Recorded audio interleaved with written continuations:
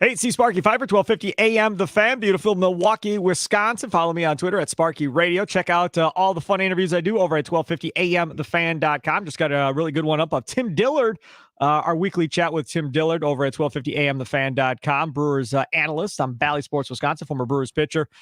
It was recorded yesterday prior to the Brewers winning the NL Central, thanks to Seiya Suzuki missing a ball in the outfield against the Braves and costing themselves a victory. But a really good interview going into the playoffs with Tim Dillard. Make sure to check that out. Presented to you by Fourth Base Restaurant. Jeff Rieger, 911. Jeff Rieger from back in the day when he worked here at 1250. Now, of course, with 97.1 The Ticket in Detroit.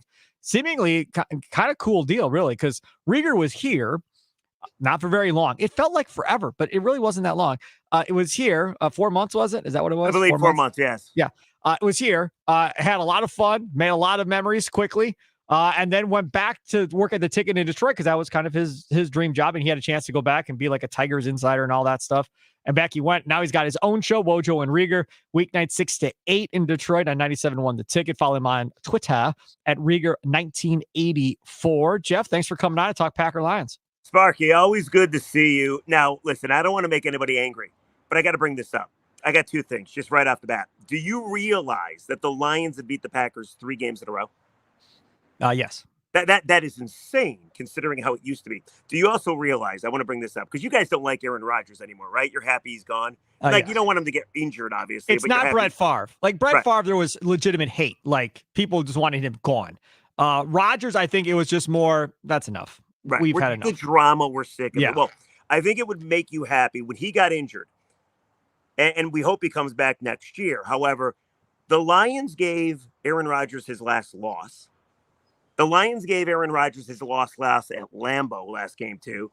And the Lions gave Aaron Rodgers his last game as a Packer at Lambeau.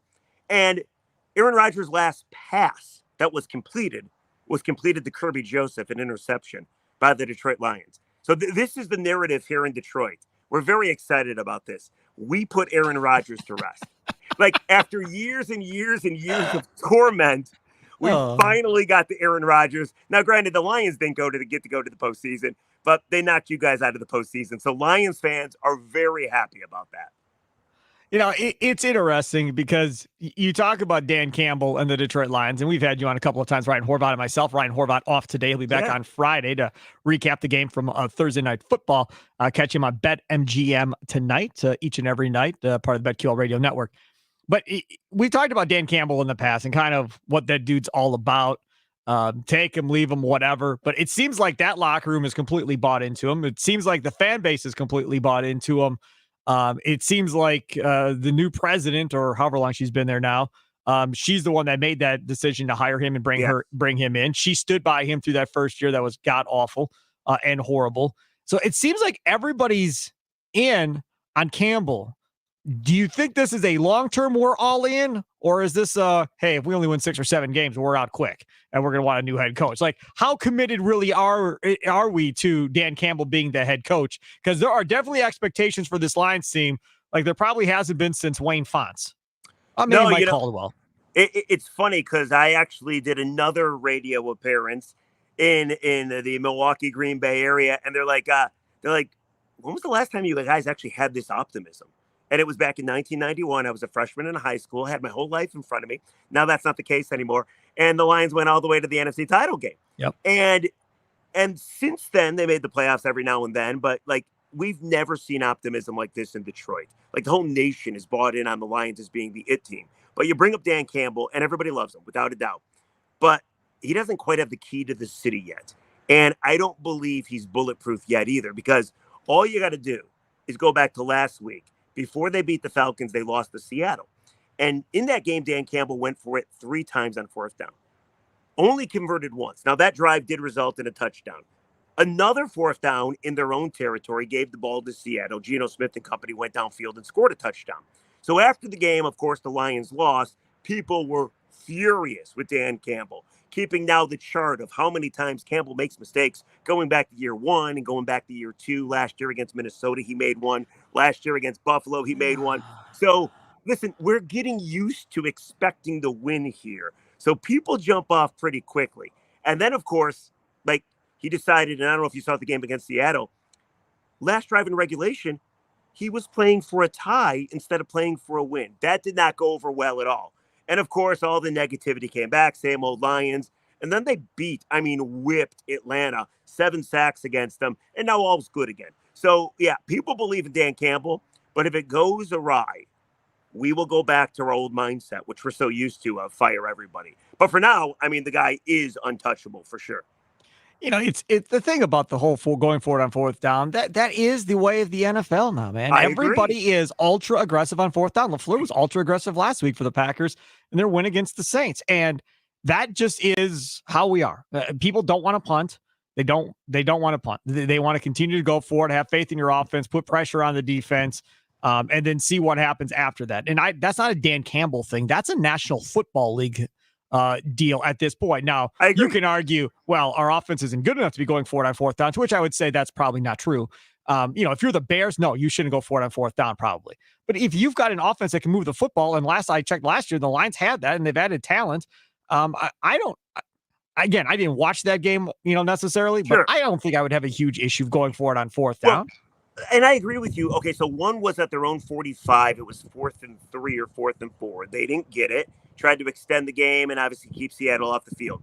Another one was at the Seattle 7 or 11. So they went for it, ended up scoring a touchdown. Another one was at the Seattle 33, and they went for it and did not convert. The bottom line, though, is, yeah, they didn't kick the field goals, but they're still 4th and shorts. He's not going on 4th and 8, and usually, with the exception of a couple, it's right around midfield. So who wants to punt the ball around midfield or from their own 45 or from the other 45? So I don't have a huge issue with the going for it on fourth down. In fact, I love it, to tell you the truth. And then last week against Atlanta, banged up offense, bad offensive line because guys got injured. They decided to punt the ball more often because they put the ball in the game in the defense hands, and they had 7 sacks, and Desmond Ridder couldn't do anything. So I don't think it's a Dan Campbell always goes for it. I think he goes for it when it's right. And usually, if you check the analytics, if you buy into this stuff, usually he's on the right side of the card, I feel. Jeff Rieger, I want to talk about the Lions rookie class. I really liked it coming out of the draft. I was a big fan of it. And I saw a quote off of your Twitter account from Branch, the safety from Alabama, on a late hit or whatever the heck he did to Bijan Robinson that he got flagged for. And his response when asked about it was, Evan, I don't care. I'll pay it. Now he knows I can tackle or something like that. Yes. That is I'm not saying Dan Campbell is going to approve that message, but I think Dan Campbell isn't probably all that broken up about the fact that you have guys playing like that. It feels like, you're going to laugh at me, but I feel like this is kind of a Forrest Gregg-ish type Lions team here, where it's more old school, hit them at all times. Who cares if a flag gets thrown one way or the other? Just be the more aggressive team out there, like the Gary Ellerson teams were. Now, you could say maybe Gary's teams were maybe a little dirty at times, maybe back in the 80s. But that's what it feels like. It feels like they're going out there and they want to be the most physical team and maybe instigate you into a flag or two if need be, and establish their kind of dominance from that standpoint. No, I agree with you. I think they pride themselves on being physical. That's the Dan Campbell mantra. And even going back to when they were losing, like last year, the year before, it was all about beating the other team in a physical basis. And if you actually listen to comments from the opposing teams, they're like, wow, that was a physical game out there. So they absolutely love that. As far as Brian Branch is concerned, dude is amazing. I don't know how he fell to the second round from Alabama. He's all over the field, 11 tackles last week. You're going to get a good look at him, obviously, against the Packers. Brian Branch has been, without a doubt, a find. But the interesting thing about the Lions rookie class, if you will, Sam Laporta just set a rookie record.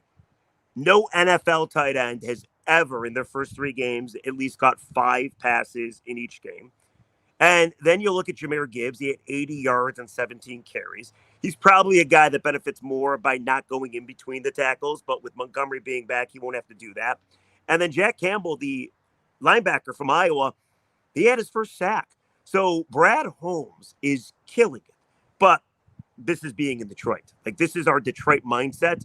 We can't help ourselves. We always got to second guess everything. But hold on, because all we're talking about in Detroit is, why the hell didn't you draft Jalen Carter? Because we watch what he's doing in Philly, how good he's been. He was a game record the other day against Tampa Bay.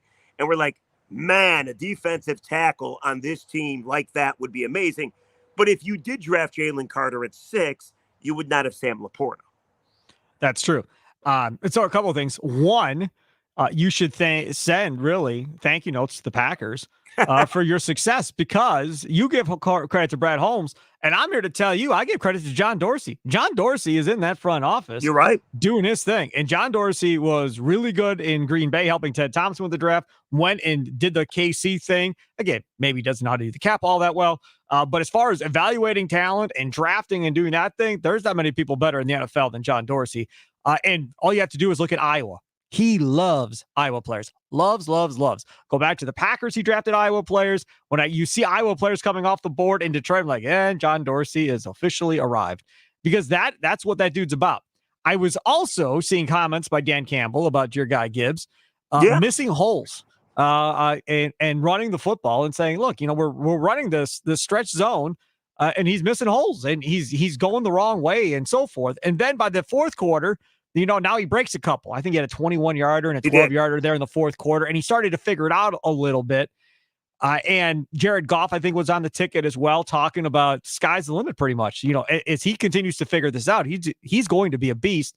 And as much crap as everybody gave Detroit and Atlanta for taking Gibbs and Bijan Robinson, I think both organizations get the last laugh in the next 5 years as far as how this turns out for both of them.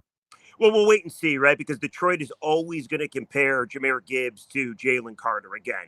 And if Jalen Carter ends up getting a gold jacket or even a second contract, I mean, look at it from this point of view.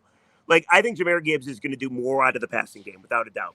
And I think he's going to be very good, without a doubt, too. However, are you going to give a running back, you get a fifth year because he's a first-round pick, another contract? You're going to give a defensive tackle, I think, if he's really good, another contract. So I think you look at that, too.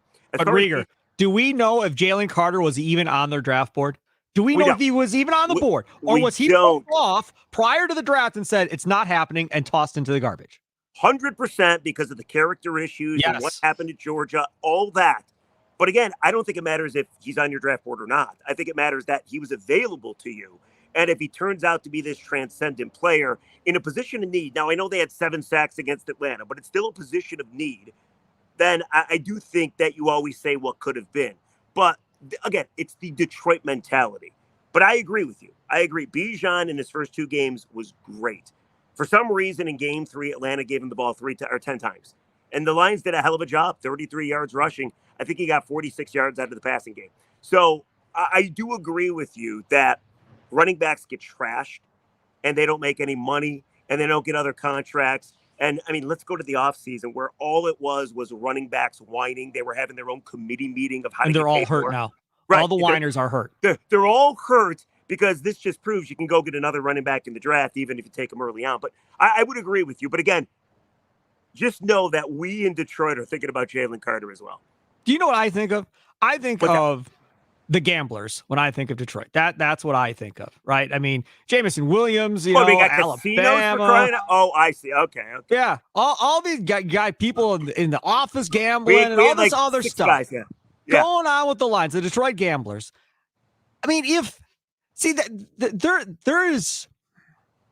2 sides of this, because if character and having high character is a big deal one way or the other, then you have to be consistent across the board as far as how you're going to deal with issues like with what you're having with the gambling. So if you took Carter off the board because of what happened at Georgia, okay, I can respect that, because I guarantee you they're not the only team that took him off the board. And when I say take him off the board, that means if they trade back to 25, they still ain't taking him if he falls, because they don't want him. That's why I'm saying we don't know if he was on the board. Now, if he was on the board and they said Gibbs or Carter, and they were legitimately willing to draft him, and they went Gibbs over Carter, then I think you have a fair fight. I would love to know if he was still on the board. What about Williams, the wide receiver from Alabama? Jameson Williams, yeah. What about him? I liked him at Alabama.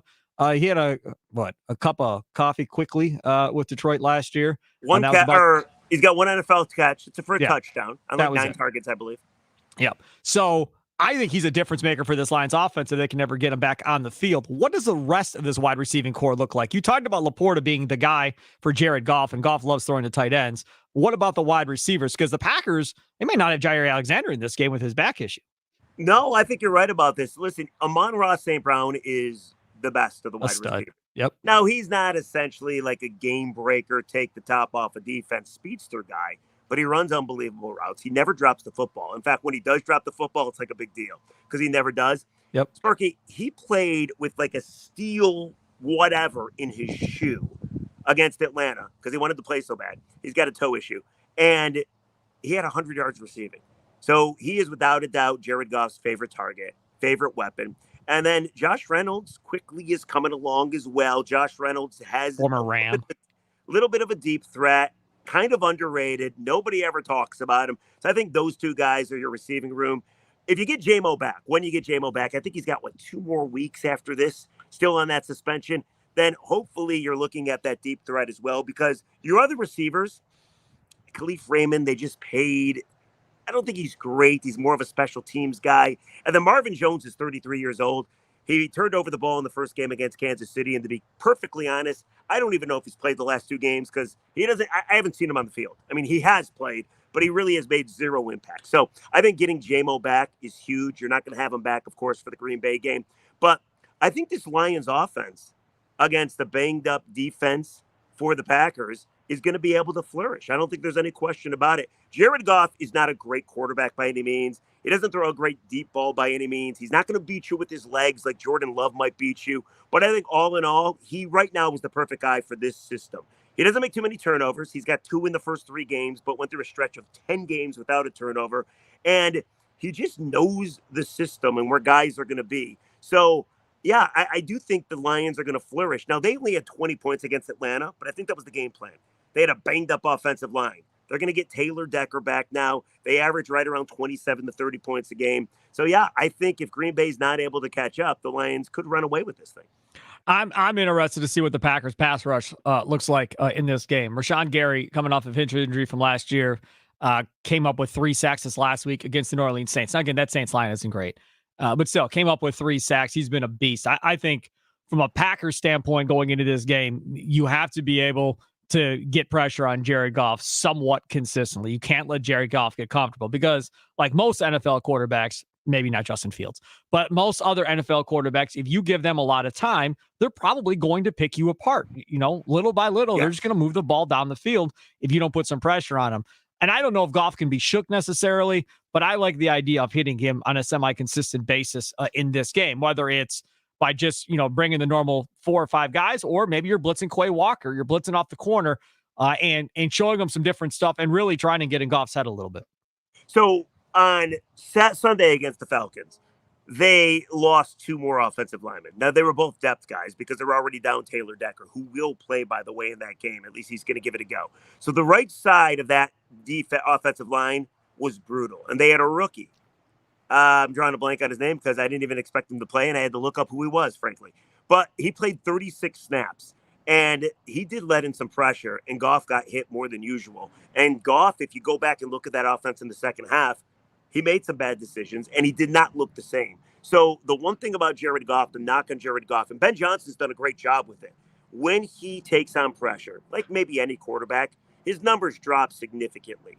Now, the Lions have a great offensive line, and you're going to get Taylor Decker back, which means he goes to left tackle, Penei Sewell goes back to right tackle, and it's just more of a deeper and more healthy offensive line. So I do think that they should, do a nice job against the Packers pass rush. But yes, if you find a way to get home on Jared a couple different times, he's proven, especially in the last 2 games where he's had a pick in each game, including a pick 6, that he could go back to that Sean McVay, Los Angeles Rams, Jared Goff mindset where he makes some bad decisions.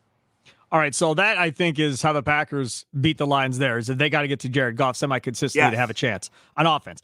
On the defensive side of the ball for the Detroit Lions, what has been their Achilles heel to this point? Because from a Packers standpoint, we always for the last several years can't stop the run. That's always been a thing. That's how they lost to Atlanta in the second half when possibly one of the worst coaches in the NFL, Arthur Smith, decided, we should run the ball and not let Desmond Ridder throw it, which is the exact same thing happened in that Lions game where he let Ridder throw it, 30-some times? That's stupid. Yes. Ridder shouldn't throw the ball more than 15 times in a game. It should be all running the football between Algier and Bijan Robinson. Either way. So what is the Achilles heel of this Lions defense, or if there is one, through the first 3 weeks? All right, so there's a couple things. First of all, I thought it was interesting that you guys gave up 46 yards to the Atlanta Falcons. And that blows me away. And then it was a bad game, but the Lions had a bad game against the Seahawks. The And then you came Packers back. beat the Packers owned the Falcons for 3 quarters, Rieger. For 3 quarters. Amazing. It was what happened in the Saints game this last week. Saints owned the Packers for 3 quarters, and then in the fourth quarter, Packers offense took off. Packers defense locked in. They didn't give up a point in the second half against the Saints. And in that Falcons game, the Packers defense started falling apart. Why? Because they ran the hell out of the ball in the second half and got the Packers tired. The Packers offense went 3 and out 3 times, I think, in the fourth quarter, couldn't move the ball. And that was how they lost the game. They should be 3-0 right now, honestly. That fourth quarter, the offense kind of went away. The defense, remember that they can't tackle anybody. And that was the end of it. Otherwise, they would be 3-0 right now. No, it's the same exact thing with the Lions, though. I mean, the Lions gave up 130-some yards to Seattle tight end. They couldn't get a pass rush to save their life. Geno Smith torched them and tore them apart. And they got embarrassed. The next thing you know, they get 7 sacks on Desmond Ridder because they did exactly what you said they did, which is, Desmond, we'll allow you to beat us. We'll shut Bijan Robinson down and Algiers down. And they did. And the Lions, by the way, defensively, do a great job against the run. If you go back the last 10 to 11 games, nobody runs on them. Now, early in the season last year, everybody ran on them. They had like a historically bad defense. They fired Aubrey Pleasance, who was the defensive backs coach. And all of a sudden, the defense got like so much better. There was one game last year against Carolina on Christmas Eve, not that I remember it, my dog's barking over here, that they gave up like 334 yards to the Carolina Panthers. Other than that, they've been great against the run. So even though you got Jones back, I do believe the Lions should be successful against the run. I do believe their Achilles heel, though, is probably against the pass. C.J. Gardner-Johnson, they went out, they got, now he's injured for the season. If you look at Kirby Joseph, their other tight end, or make that safety, who picked off Aaron Rodgers 3 times last year, I don't think he's going to play. I'm not positive about that, but I don't think he's going to play. So they're a man down there as well. And their corners, still, Cam Sutton's good, but Jerry Jacobs, the other corner, not so good, and he's exploitable. So I think how you beat the Lions is through the air. And I know that Jordan Love loves to throw the deep ball. In fact, he's got the most air yards in football, correct? And he's only thrown 1 pick despite being a young guy that's just launching the football. So I do believe to see more of that from the Green Bay Packers offense. And I wonder how the Lions are going to be able to defend that. Well, there's a couple things here. One, he's also missing wide open throws. And why are you so negative about your own guy, Sparky? Musgrave, this last game against the Saints, that was all over the internet. I mean, he had Musgrave wide open by 5 to 7 yards. And Jared Goff missed a wide open Khalif Raymond too, for a touchdown. So, right. It does happen. But right. So that's the issue. I mean, if you look at his completion percentage, it's in the 50s, 55%, something like that. It's not a very good completion percentage. Now, there's a couple reasons for that. One is some of these are drops. These guys are dropping balls. These young receivers are dropping balls. So that's hurt him to a certain degree. The other thing is sometimes there's miscommunication. Perfect example. There was a 4th down play this last game at the 12-yard line of New Orleans, 13-yard line. They went for it instead of kicking the field goal. And LaFleur after the game said, this is what happened. I told Jordan Love, when you get to the line of scrimmage, if you like your matchup, go ahead and go for it and take advantage. If not, take the delay of game and we'll kick a field goal if you don't like what you see. Sounds good. He goes to the line. Patrick Taylor, backup running back, elevated off the practice squad, has been in this organization for 3 years now, something like that. He goes out wide. Jordan Love looks at it. Okay, that's my guy. Here we go. Hike, takes 3 steps, throws it to where Patrick Taylor's supposed to be. Patrick Taylor took literally, I don't know, a step and a half and turned and waited for the ball. And Love, he was expecting Taylor to run forward because there was a huge gap between him and the DB, and he never ran. So the ball just goes to nowhere, and you could just see Jordan Love's look like, are you kidding me? And then Taylor comes off to the side, and people are furious at Taylor for that one because he didn't read it correctly. So when you have these miscommunications, that's also hurting the Green Bay Packers because they're so young. I've been saying it from the jump, Rieger. This team in week 12 is going to be much, much better than they are right now. And that's why this is a huge game for the Packers, because coming into the season, everybody said 7 and 9 wins. Well, I mean, if they win this game against the Lions somehow, it's the Raiders next week and a bye. They could be 4 and 1 at the bye week with the youngest team in the National Football League right now. And definitely by far the youngest offense in the National Football League. That would be amazing for the Packers when everybody in this division thought, thank God we don't got to deal with the Packers anymore. Now that Rodgers is done, the reign is over. The reign may not be over if they somehow to figure out a way to win this game tonight against Detroit. Well, the NFC as a whole for is Thursday down, night. obviously. So I do believe that the Packers and Lions both have a great chance in the NFC. With that all being said, look at the flip side for people in Detroit. If they somehow win on Thursday night, the Lions go at the quarter mark 3-1. Yep. And they justify all the optimism and all the hope that they've got. And they too are now getting healthy as well. And they got a pretty prolific offense, and the defense seems to get better week by week by week. So, as big as it is for the scenario that you just laid out, it's exactly the same for the Lions. I mean, it's kind of crazy to say how huge of a game in week 4 something is. This legitimately is a pretty damn huge game. Yeah, it is a big game. Every week we do confident, concerned, and curious on Friday going into the game. I think you may have done this with us once before. Okay, so all it is what are you confident in your team in doing going into the game? What are you concerned about your team doing? And then what are you curious about your team doing going into the game? So we'll do confident first. Okay. I'm confident that the Green Bay Packers and Jordan Love will get back on track offensively. And I say Jordan Love throws 3 touchdown passes in this game against the Detroit Lions. Confident that Love throws 3. I'm not saying they're going to win, but I'm confident that he'll get 3 touchdown passes because he should have easily had 3 in that last game against the Saints. So I'll say he gets 3 touchdown passes because he had 3 in the first game, 3 in the second game. He had 1 throwing and 1 running. And realistically, based on missed throws alone, he should have had at least 3 touchdown passes in that game if he just thrown the ball correctly. So despite the missed throws, you still trust him. It sounds like. Oh, yeah. Okay, dude, you kind of got on me a little bit when I said that maybe the Lions are exploitable deep. No, Rieger, he's legit, dude. I agree. I'm not saying he's Pro Bowl this year, but he's a legit quarterback in this league. Like, he does not suck. He is not Ritter. He is not Fields. He's none of that. Coming in, I think baseline for most of us was, if he's Jimmy G, is that good enough? For Packer fans, I think a lot of Packer fans were like, yeah, hell yeah. If he's Garoppolo, we can win with Garoppolo. Garoppolo went to a Super Bowl. We can figure this out.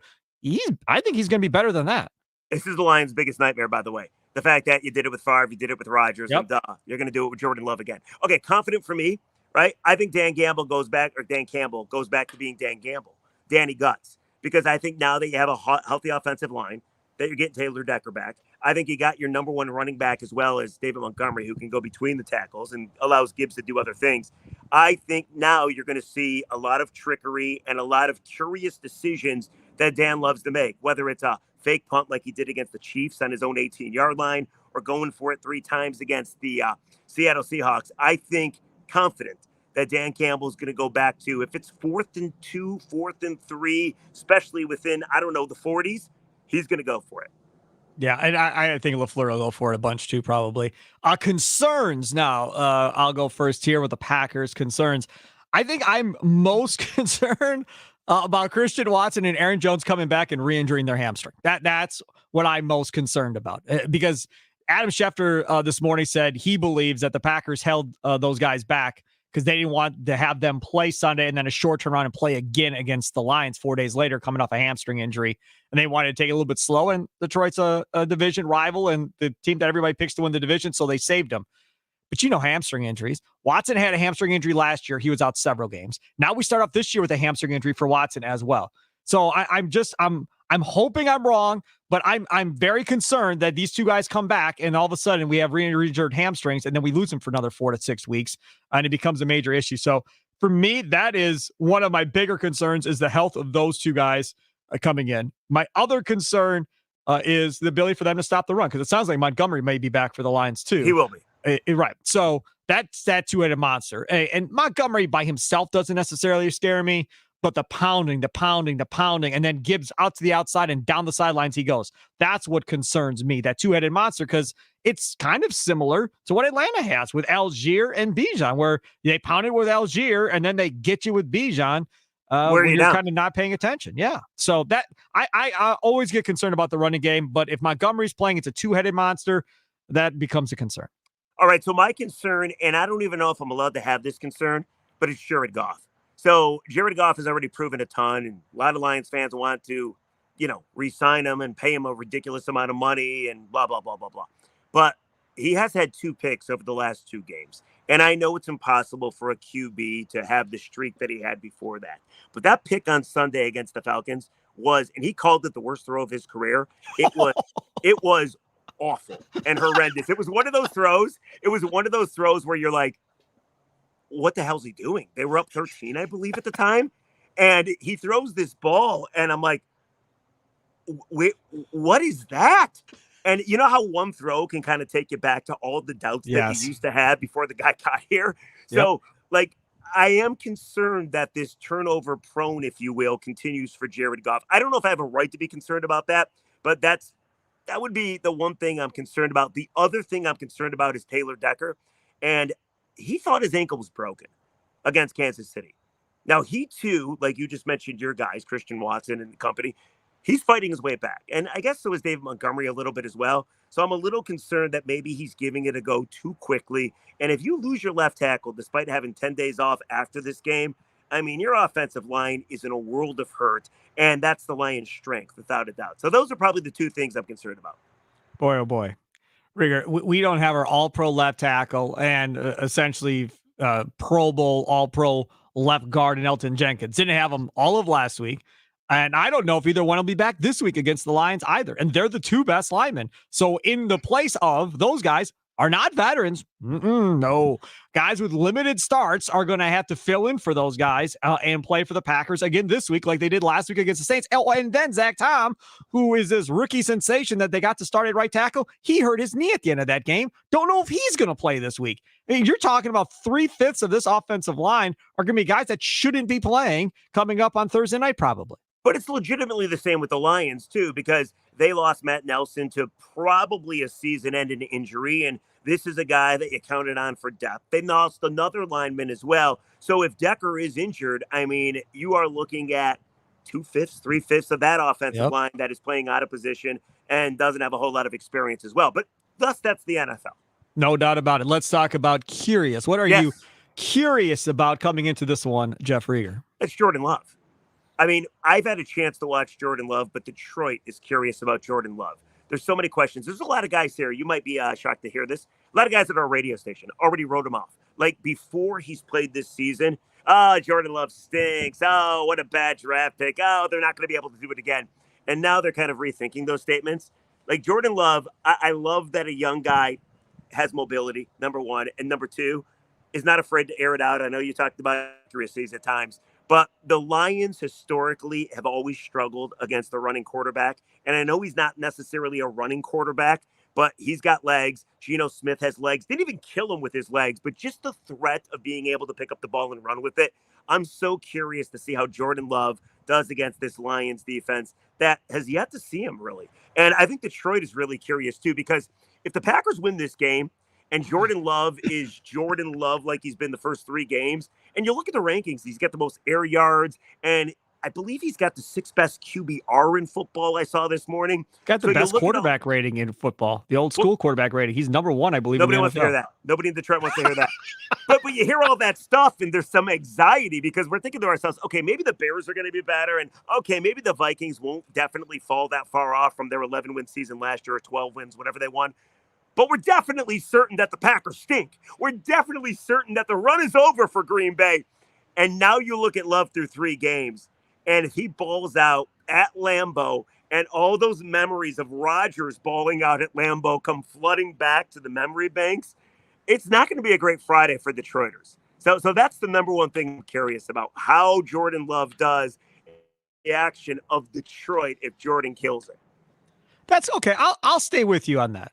Okay, I'll stay with you on the curious side. I'm curious to see how many times we hear the name Aaron Rodgers mentioned on this broadcast on Thursday night. That's what I'm curious about, because there is going to be more of a spotlight on Jordan Love than any other player on that field, I think, between Green Bay and Detroit. Okay, so there'll be some talk of Jahmyr Gibbs. Laporta will get his flowers for how well he's played so far this year. Brian Branch will get flowers, but Jordan Love's going to be the guy, right? If the better Jordan Love plays, the more they're going to hype up. Oh my God, the Packers have found the formula of 3 years waiting, and Rodgers 3 years waiting, and now here's Jordan Love. And then you'll have Rodgers. Oh, it's so unfortunate he got hurt for the Jets, and oh, we feel so bad for New York, and blah, blah, blah, blah, blah. I bet you over under on Rodgers mentions, I'll give it 5, at least 5 times. Rodgers' name will be mentioned throughout this broadcast. Al Michaels, Kirk Herbstreit, I'm going to go 7. I'm going to go 7. Okay, another guy that will get mentioned, though, is Aiden Hutchinson. Oh, yes. Especially if he gets home on Jordan Love. Now, the Lions had 7 sacks in the game against Atlanta. Before that, in 2 games, they had 1 sack. Finally, Hutch got some pressure. Now, he had pressure. That's unfair. But finally, he got 2 sacks. He forced a fumble. He recovered a fumble. Did his little stanky leg dance, I believe he calls it. So I think you'll hear a lot about him as well. And by the way, for all the people watching, it's not me, but guys on our radio station, Amazon was actually in yesterday.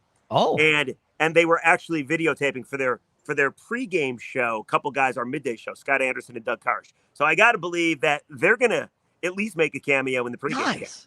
Yeah, not That's that you awesome. guys care, but yeah. I wonder if they went to one of the sports talk stations in Green Bay and did the same thing. I'm curious. Probably. I bet you not. I bet you they went to a sports talk station in Milwaukee and didn't go to Green Bay. Bet. On bet. I'll bet. That's how this goes. One last thing here. Yes. Because I do have you 911. Yeah. And I don't know if we've talked about this, but for those of you that probably do know, Rieger is called 911 by us here in Milwaukee because of an unfortunate incident that happened during a Bucks post-game show. I was in Arizona doing spring training, and we had this old ass like 1960s phone that you had to press down or whatever. The one stuck. Right. The one would stick. So he went to call 9 and then dial out to call me because he was on the air talking to boycott. If you don't like what Terry Stotts and the Bucs are doing, boycott this team, whatever. Still got the sound drop all these years later. It's amazing. And it was a whole big deal. And that was a Stotts coach team. And I was furious. I call the producer line. I'm yelling at the producer, tell him to shut up. I'm going to have no listeners. And they boycott this team. What the hell is he doing? Blah, blah, blah, blah, blah. And so Rieger goes to call me back. The one sticks, calls 911. And the police show up at the station and they end up talking to the producer and yada, yada, yada. So that's how I got the nickname 911. But that was a Terry Stotts coach Milwaukee Bucks team. Don't know if you were paying attention this offseason, but Terry Stotts is back on the Bucks bench in Milwaukee as an assistant coach now to Adrian Griffin of the Milwaukee Bucks. So Stotts back in Milwaukee. Now, to be fair, just to clarify, at the time, everybody was bitching and moaning about the previous coach, if you remember, and the previous situation. So I actually was sticking up for the Bucks, and the Bucks GM at the time, Harris, right? Larry went Harris. on the radio went on with you the next day and said, I understood his point, which was, listen, you give him a chance, but if you don't want to give him a chance, your other alternative is to boycott this team. Yep, no doubt. Larry Harris, a friend of mine, and he's been with the Golden State Warriors organization. Slick back hair. Yeah. A little Pat Riley-esque. Very cool. Yeah, he's been VP of player personnel or whatever it is for the Golden State Warriors for most of this run, I think, for Bob Myers and stuff out in Golden State.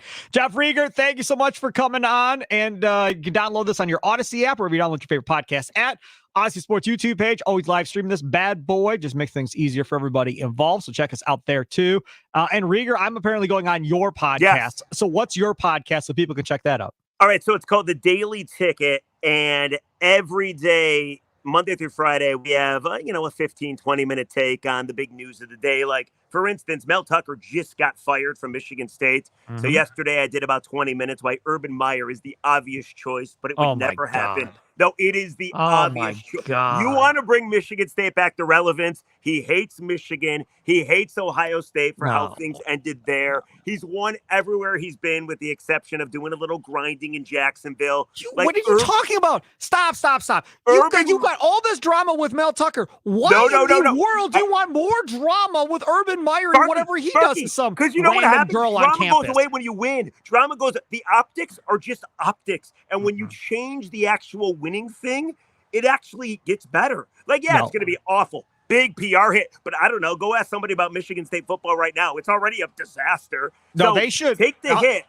No, what they should do, they should go get one of the former Badger guys. They should go get Jim Leonard, who is the defensive coordinator. That's a hot ticket. They should go put him in charge. Or if you want to get real conservative, go get Paul Chris. I don't want to. He's just helping out in Texas. They build programs that are consistently winners. Then once you get back to being consistently winners and are viewed as a good program again, then go get your next head coach to get you over the hump. No, go win. Michigan State, listen, I don't like Michigan State because I'm a Michigan fan, but my goodness, those poor fans deserve actual good football. I know a guy that can give you good football. Anyway, yes, The Daily Ticket, check it out wherever you get your podcast. It's on YouTube every day as well, and all that kind of good stuff. Urban Meyer. Could you imagine? First of all, the Ohio State fans Be would amazing. be ever-loving mind because Ryan Day, they all want gone anyhow down there in Columbus. And then Harbaugh and Urban Meyer in the Big Ten together? Holy amazing. God. Amazing. Oh by the way, Urban's 5-0 against Jim Harbaugh. Urban despises Michigan. The one thing Michigan State people want more than anything in life is to beat Michigan. It would be, without it, it will never happen. I get it. The school's still looking for a president. Right. But it would be, without a doubt, the best hire, and they would win. So he'll hit the transfer portal. He can recruit the Midwest. I mean, it'd be unreal. Yeah, it would be. It would be great storylines, great drama, no doubt about that. Follow Rieger on Twitter at Rieger1984, 97.1 The Ticket in Detroit. Wojo and Rieger show weeknights from 6 to 8 o'clock. Have a good one. We'll talk to you on Friday. Toodles.